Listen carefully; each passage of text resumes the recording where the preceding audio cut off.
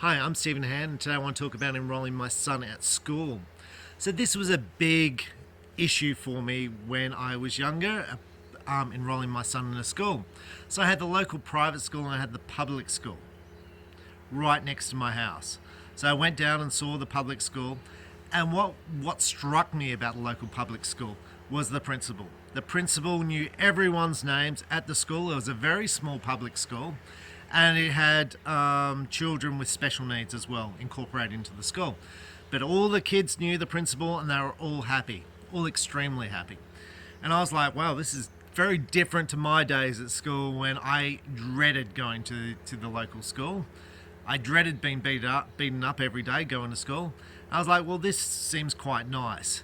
But should I send my son to this public school or should I send my son to a private school?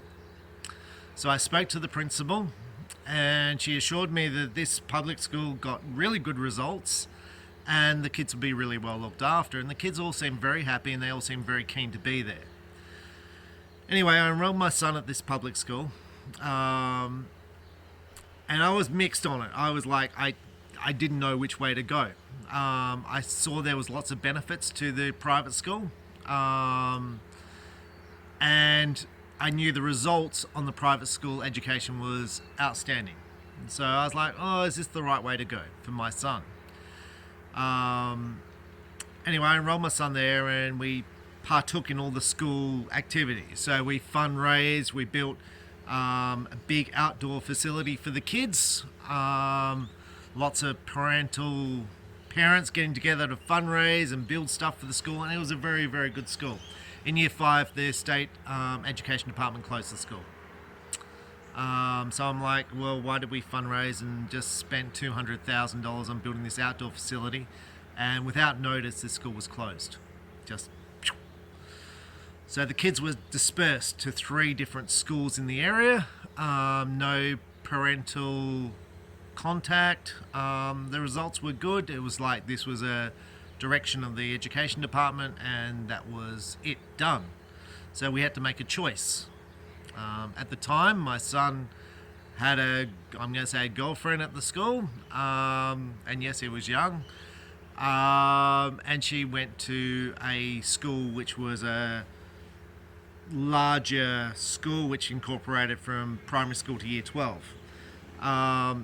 Anyway, my son went to the other school with his friends, and I would say that was very less than average. The school had asbestos problems, so that caused lots of problems in the school. So the kids couldn't go to school because the school had asbestos in it, and it was very disruptive.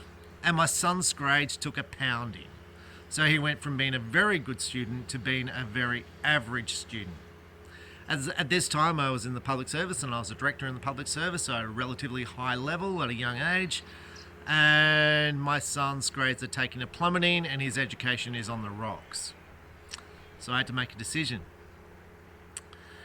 Anyway, my son then had to go to high school. And I would say I was part-time the whole time. So I'd pick up my son and drop my son off to school every day. I had to make a decision about which school he was going to go to for high school. Big decision again for me, whether to go to a private school. Now I'd say the private schools were less than encouraging to take a public student, especially a public student who had less than average grades, and my son would say he had better than average grades, but he had outstanding grades in mathematics. Outstanding. Anyway, his friends got split between 3 high schools because there were 3 high schools in the area. Our local high school had a very low tertiary score, very low. It might have been an okay school. It looked nice. But the other school in the rich suburb had really good grades. However, I couldn't get my son in there, and that's where his friends were going. Because although we lived in the same suburb, the road which we lived on crossed a boundary and we were going to go to the poorer school. So I applied to the school and I said, look, I'd like my son to go there because that's where his friends are going, and that was rejected. So I was left with no alternative but to buy a house in the rich suburb. And you're going to say, well, that's a bit extreme. It's like, well, what's your options? My son's going to get poor grades. Like, he may not get poor grades, but I feel like it's like Russian roulette.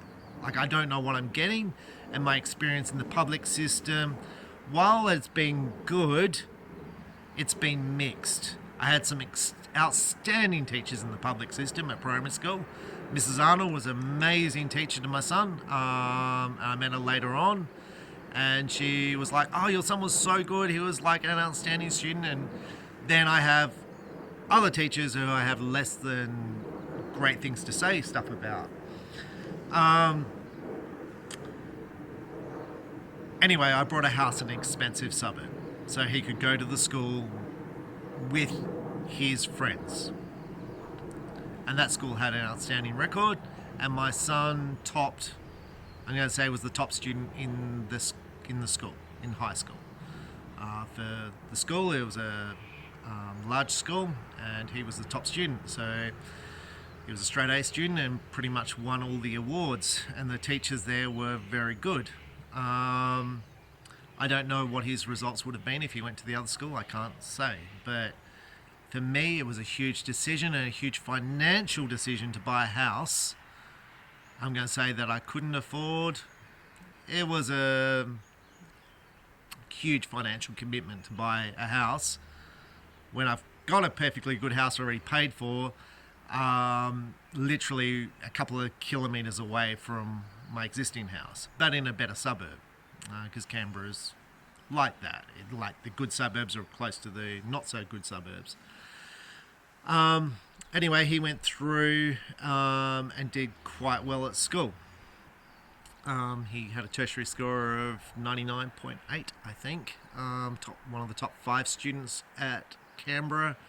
And he was in university when he was at high school. So he was in the high performance school system where they take the top 20 kids from the state and they put them in university while they're at high school.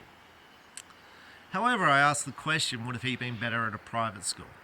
Of which I'll never know the answer.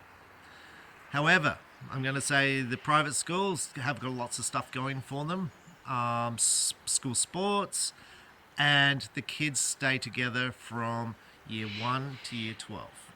So the same group of friends going right the way through. When my son's group of friends changed because, they closed a school down, they split a school, then they split the kids again. So their friendship group split many times, which I would say is questionable. Maybe that's a good thing. Maybe, I don't know. But for me, choosing schools for my son was a major decision in my life that concerned me. And I'm going to say 25 years on, and even though he got his high tertiary scores, I still stay awake at night time thinking about this.